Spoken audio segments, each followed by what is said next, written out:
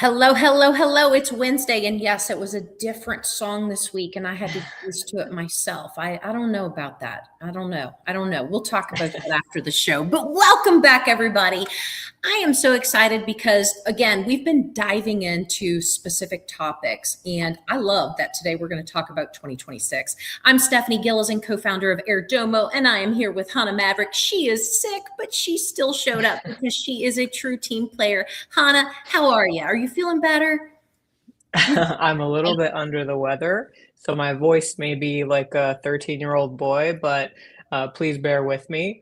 And thank you, Stephanie, for asking. I am really excited about this topic. I didn't want to miss it because it really gives buyers a real advantage. And by the time everyone starts talking about a new hotspot, the early stage pricing is gone.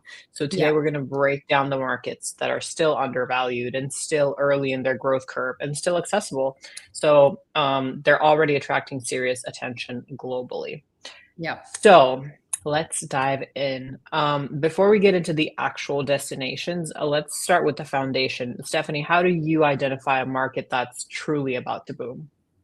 Well, here's the thing. Hotspots do not appear overnight, okay? They just don't. You can't they people think they do and they don't. You've got to look at the patterns, right?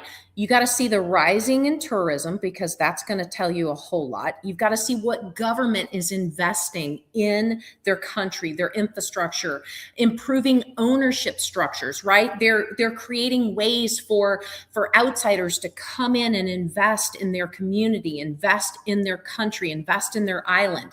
And then you also see developer momentum with new projects going on, new resorts getting developed, new villas being built, new resort communities on the rise.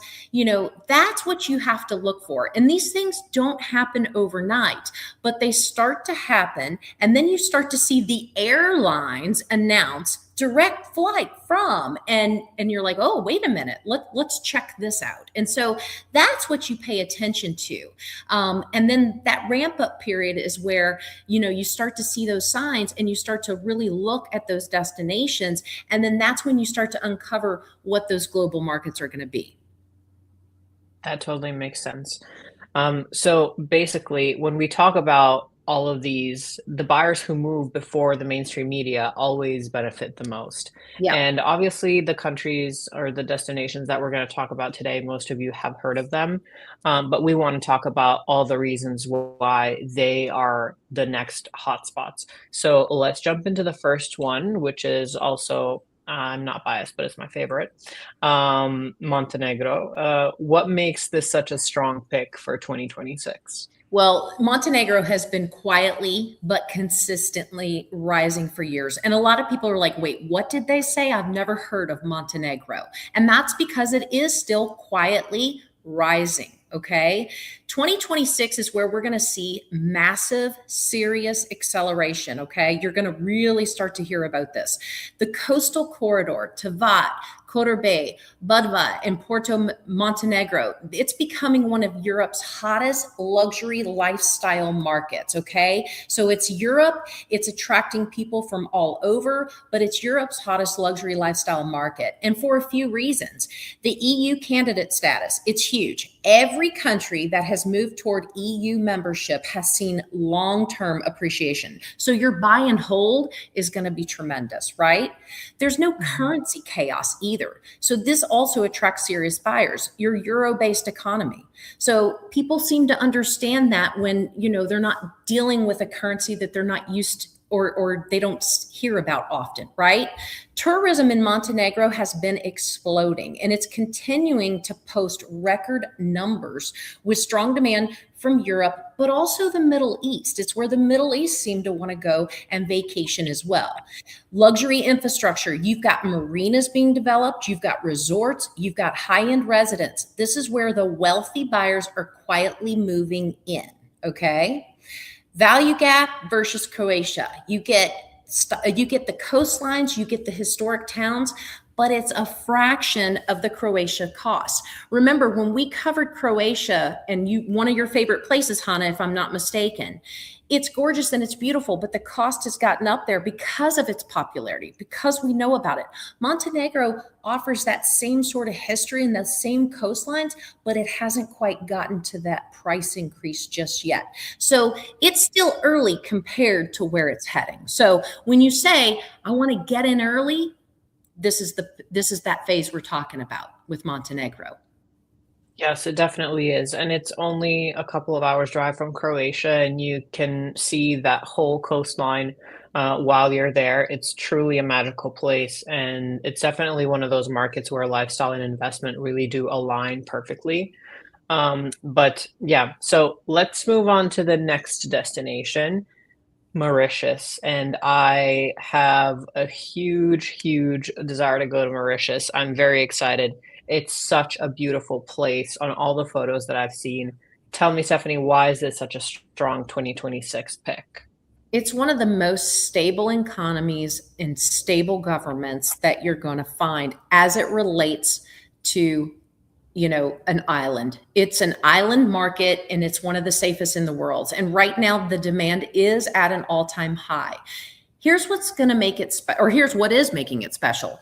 You're going to be granted residency after you invest 375,000 US dollars. So if you buy in an eligible development, you and your family are going to get permanent residency. And that is huge for people that are looking to be able to spend as much time as they want over and beyond wherever they're from and wherever their normal residency is.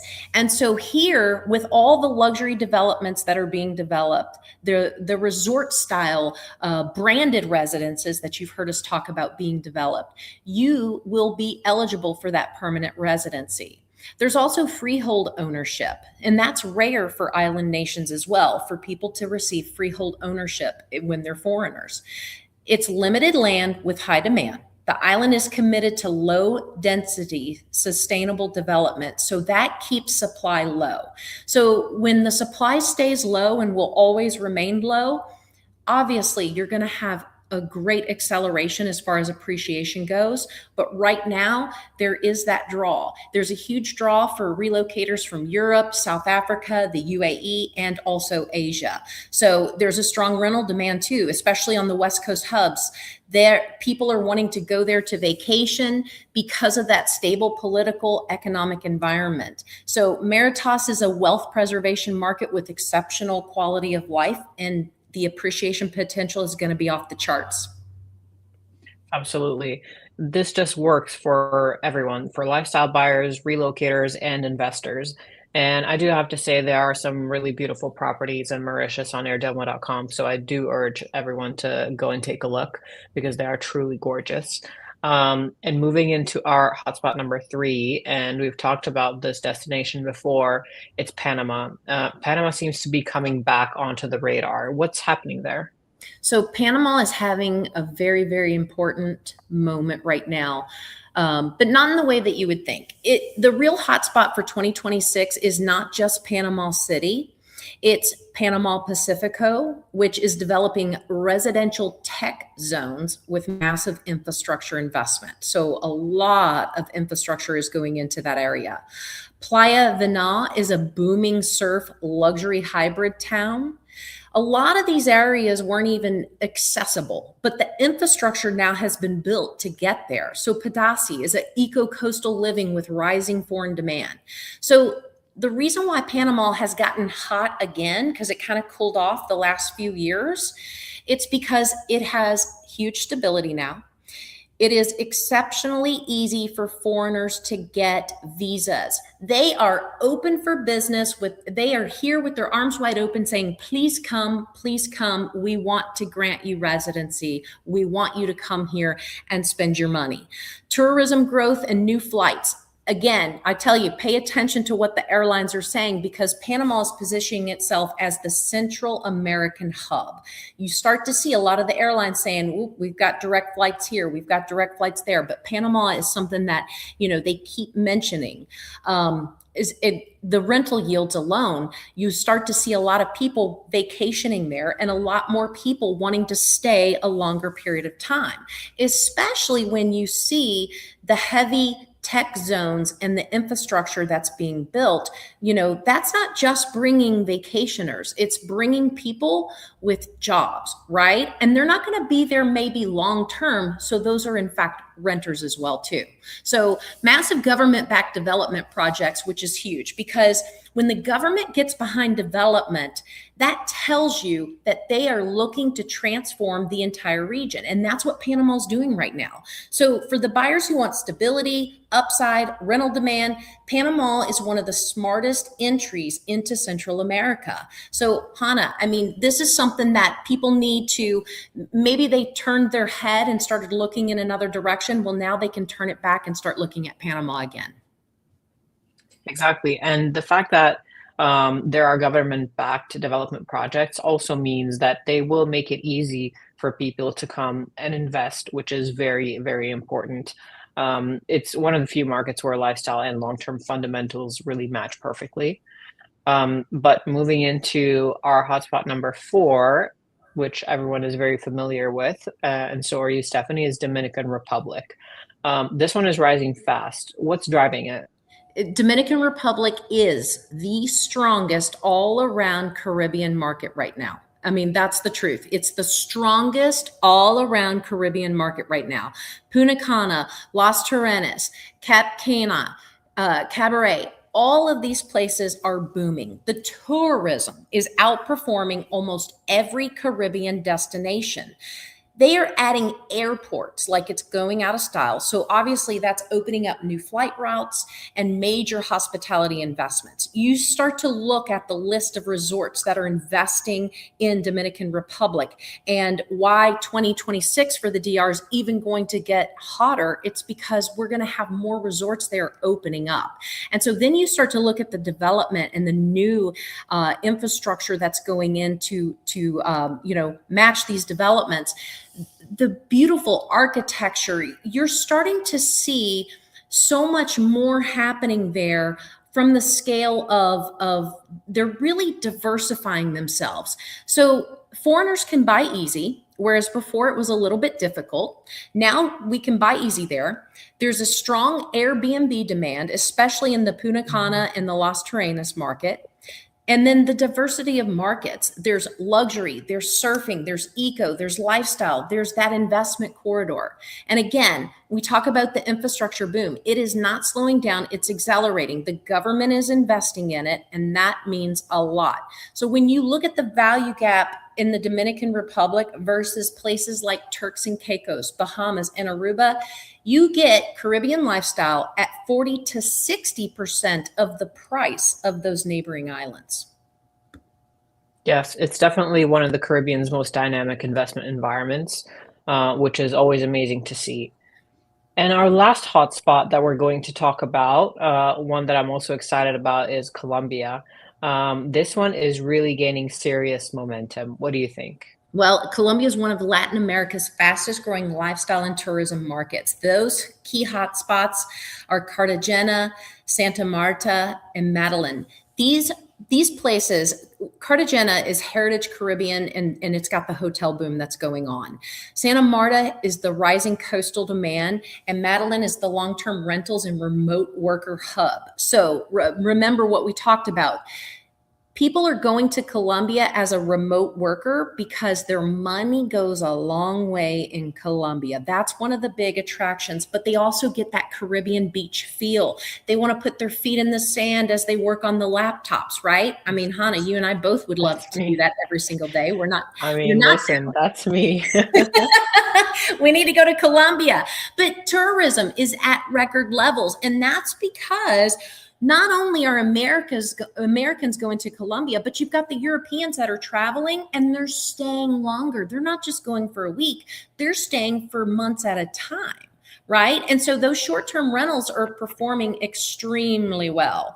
They're also becoming that remote worker capital of the world. It's because of the year-round climate being, amazing. They've got a modern city, and then they have a high demand for furnished rentals. So if you're buying and investing in global real estate there, then furnish it and you're going to keep it rented, whether it's a long-term renter or a short-term renter.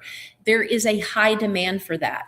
And then also, again, you're going to see major infrastructure projects happening right now with the ports, airports, coastal developments. And again, there's a pricing advantage. Colombia offers beachfront and city luxury at a fraction of what Mexico and Costa Rica and other Caribbean islands cost. So for what buyers who want a lifestyle investment culture, Colombia is unmatched. Exactly. And it's a market where you just have to pick the right neighborhood. The demand is already there. So definitely. To close out, let's talk about how to explore these markets safely because that's what we always want for our clients. What's the smartest first step for someone who wants to explore these hotspots? Well, you got to clarify with yourself. Why are you buying? Are you buying for lifestyle, appreciation, yield, or is it residency? And then from there, you've got to look at each of them.